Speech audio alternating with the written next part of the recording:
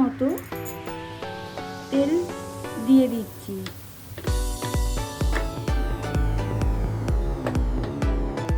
এবার মাছের মধ্যে দিয়ে দিচ্ছি পরিমাণ মতো নুন আর পরিমাণ মতো হলুদ গুঁড়ো। আপনারা নিজের স্বাদ অনুযায়ী যে যার মতো নুন হলুদ দিয়ে দেবেন। আমার মাছগুলোর মধ্যে নুন হলুদ দেওয়া হয়ে গেছে।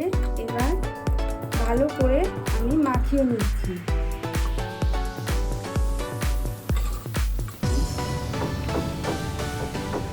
মাছগুলির মধ্যে নুন হলুদ মাখানো হয়ে গেছে। এবার গরম তেলের মধ্যে মাছগুলিকে ছেড়ে ভেজে নেব।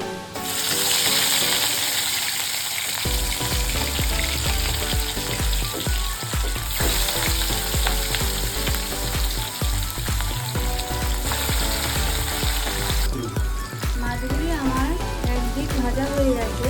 এবার অন্য দিকটা উল্টে ভালো করে ভেজে নেব।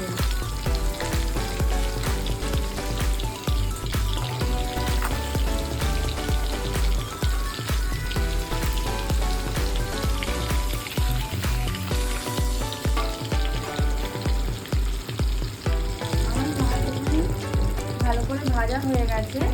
এবার মাছগুলি একটা প্লেটের মধ্যে তুলে রাখবো।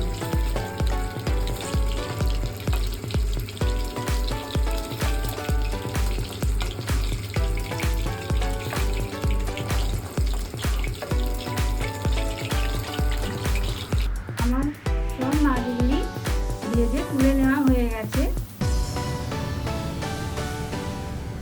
এবার ওই কড়াইয়ের মধ্যে আমি দিয়ে দিচ্ছি দারচিনি আর এলাচ।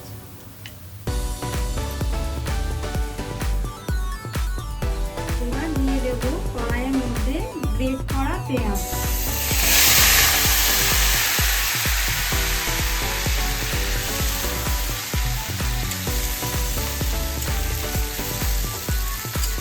এবার পেঁয়াজটাকে ভালো করে ভেজে নিতে হবে।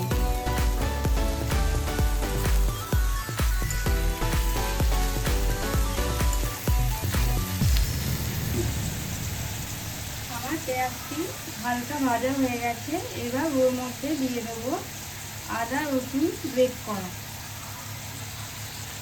আপনারা চাইলে বেটেও দিতে পারেন। এবার ভালো করে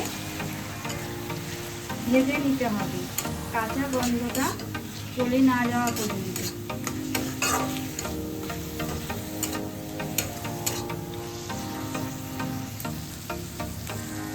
মশলাটা আমার একটু ভাজা ভাজা হয়ে গেছে।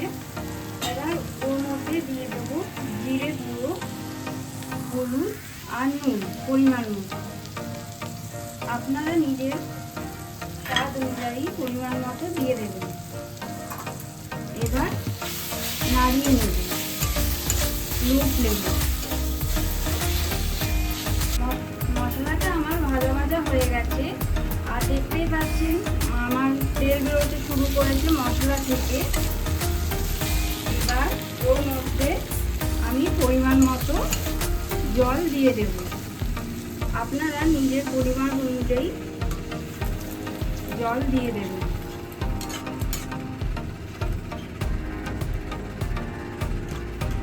এবার হালকা আঁচে রান্না হতে দেব 5 মিনিট। আমার ঝোলটা ফুটে গেছে। এবার ওর মধ্যে ভেজে রাখা মাছগুলি ছেড়ে দিচ্ছি।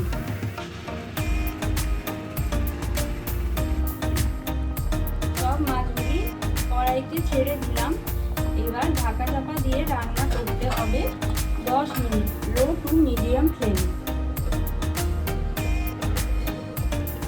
আমার 10 মিনিট হয়ে গেছে। এবার ঢাকনা খুললাম। দেখুন আমার ঝোলটা অনেকটা গাঢ় হয়ে গেছে। এবার ওর মধ্যে চেরা কাঁচা লঙ্কা দিয়ে দেব। আমরা ঝাল কম খাই, তাই একটু কম দিলাম। আপনারা নিজের পরিমাণ মতো দিয়ে দেবেন। আর এরপর দিয়ে দিচ্ছি ওপর থেকে ধনে পাতা কুচি।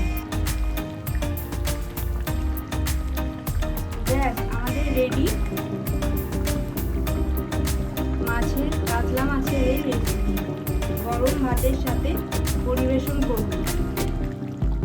আপনাদের যদি ভালো লেগে থাকে আমার এই রান্না, তাহলে অবশ্যই লাইক করবেন, শেয়ার করবেন আর সাবস্ক্রাইব করতে ভুলবেন না। ধন্যবাদ।